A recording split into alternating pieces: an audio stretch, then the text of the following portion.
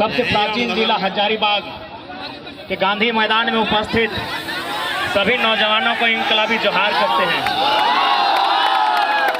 कि झारखंड की गलियों से एक आवाज आया है, उठो नौजवानों, फिर से इनकलाब आया है। यह इनकलाब जो निकला है आज हफ्ते सीनों से, यह आफ्ताब जो निकला है आज धधकते सीनों से, ये जुल्म के पर्दों को फाड़ डालेंगे, ये जुल्मी सरकार को उखाड़ डालेंगे।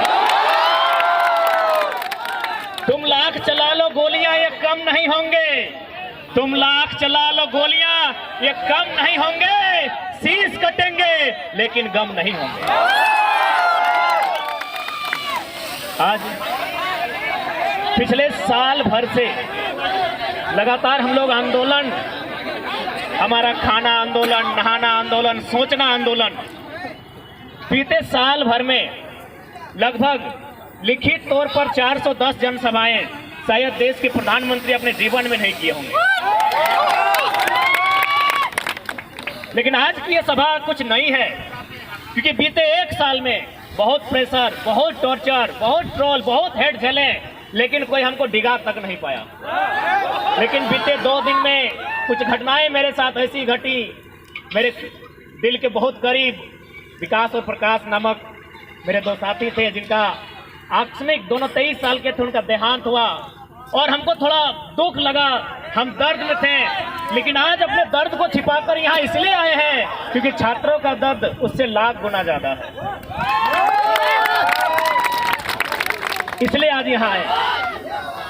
एक पल तो लगा कि इस आंदोलन से हम लोग जख्मी, इस घटना के बाद कहीं जख्मी ना हो गए, लेकिन किसी ने ऑटो में दे दे, लेकिन किसी ने ठीक ही कहा है कि घायल शेर की सांसें उसके दहाड़ से भी खतरनाक होती है।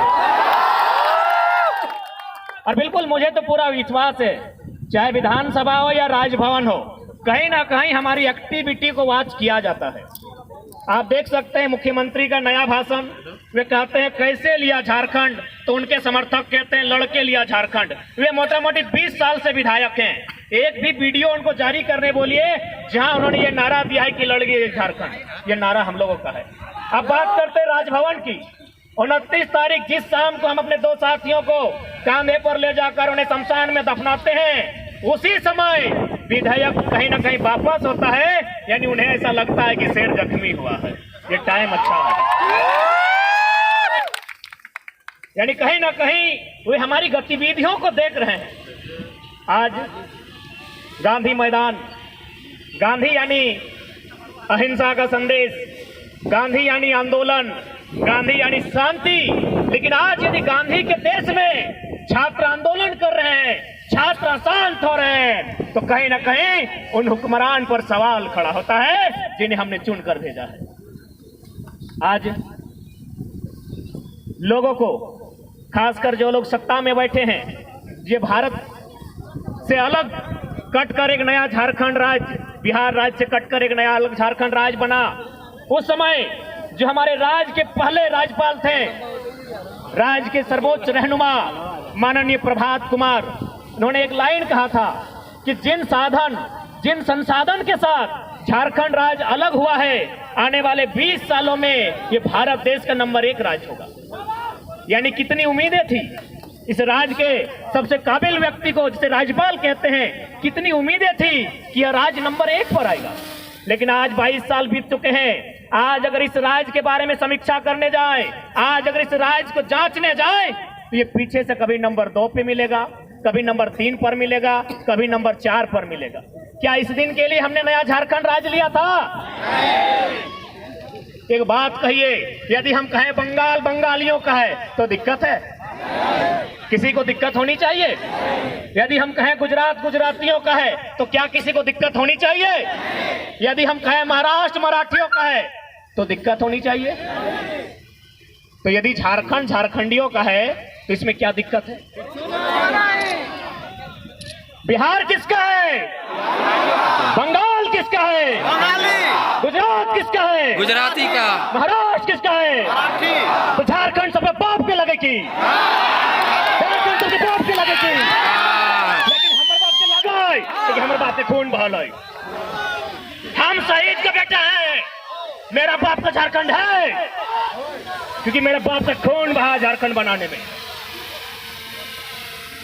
आज गवर्नमेंट में बैठे लोग पॉलिसी लेकर आते हैं, कभी पॉलिसी लेकर आते हैं जो यहां से 10वां 12वां पास करेगा, कभी पॉलिसी लेकर आते हैं जो यहां पैदा होगा।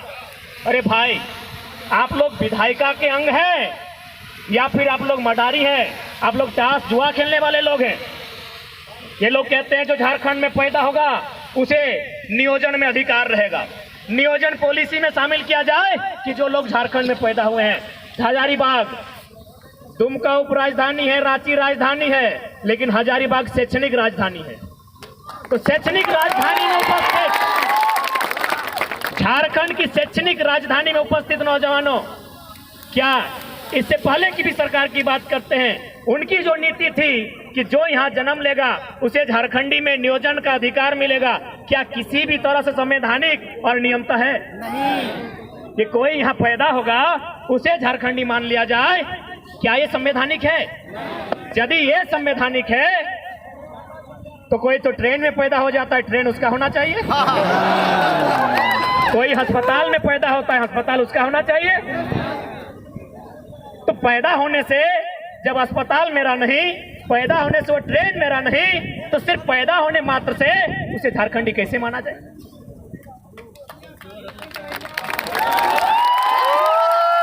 वर्तमान सरकार नियम लेके आती है 10वां 12वां पास। अरे हम लोग भी यहाँ जितने लोग हैं, कोई मामा घर से, कोई मौसी घर से, कोई फुआ घर से मैट्रिक पास किए हैं ना। तो फुआ घर से, मामा घर से, मौसी घर से मैट्रिक पास करने के बाद क्या मामा फुआ मौसी ने हमको वहां अधिकार दिया है? तो मात्र 10th और 12th पास करने से पूरे भारत के लोगों को झारखंडी मान लेना कहाँ का इंसाफ होगा? आज लोग बार बार दुहाई देते हैं कि झारखंड की पॉलिसी असंवैधानिक है। एक बात बताइए, ये संविधान का हवाला, ये संविधान का डंडा केवल झारखंड पर, या जो लोग संविधान की बात करते हैं क्या उन्हें संविधान की जानकारी है? यदि नहीं है तो आप केवल अनुच्छेद 15 और 16 में क्यों रुकते हैं? अनुच्छेद 19 तक पहुंचिए, अनुच्छेद 171 तक पहुंचिए, अनुच्छेद 371 तक पहुंचिए और उसे पढ़िए क्या लिखा है।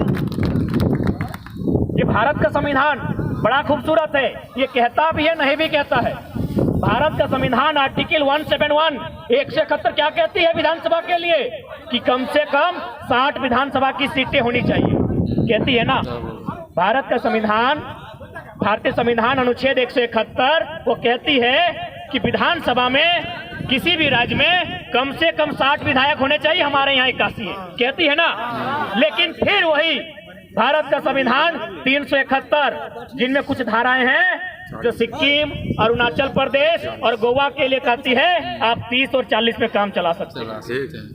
वही भारत का संविधान जो 171 में कहता है कि 60 विधायक होने चाहिए, वही संविधान कहता है आप 30 में काम चला सकते हैं। तो भाई ये संवैधानिक दांवपेच, ये संविधान का डंडा, ये संविधान की मार केवल झारखंडियों के साथ क्यों? हमने किसी के साथ क्या गुनाह किया है? हमने कहा किसी के अधिकार को छीना है? दुनिया में हजारों लड़ाइयां लड़ी गई है। एक राजा ने कभी एक रानी के लिए युद्ध किया है, लेकिन हमने जब भी युद्ध किया है इस माटी को बचाने के लिए किया है। हमारा कोई इतिहास बताएगा कि हमने किसी को घर से भगाया है? हमारा कोई इतिहास बताएगा कि हमने कहीं कब्जा किया है? हमने जब भी युद्ध किया है, अंग्रेजों से जब भी मुकाबला किया है, अपनी माटी को बचाने के लिए किया है। तो हमारा गुनाह क्या है? हमने किसी का क्या बिगाड़ा है? आज ये राज्य न जाने कितनी शहादत के बाद, न जाने कितनी माओं की गोद सुनी हुई, न जाने कितनी बहनों की मांग का सिंदूर उजड़ा है, तब जाकर हमने एक नया झारखंड बनाया। यही आपके हजारीबाग जिला के अंतर्गत बिशुनगढ़ प्रखंड है, वहां एक बलगमक्का नामक गांव है। एक गांव में सात लोग शहीद हुए। शहीद नहीं हुए, उनका गला किसी का काटा गया, किसी के गोलियों से छलनी किया गया, तब जाके हमें राज्य मिला है। क्या कभी इस दर्द का आभास इन सत्ता में बैठे लोगों ने किया है कि हमने किन परिस्थितियों में ये राज्य लिया है?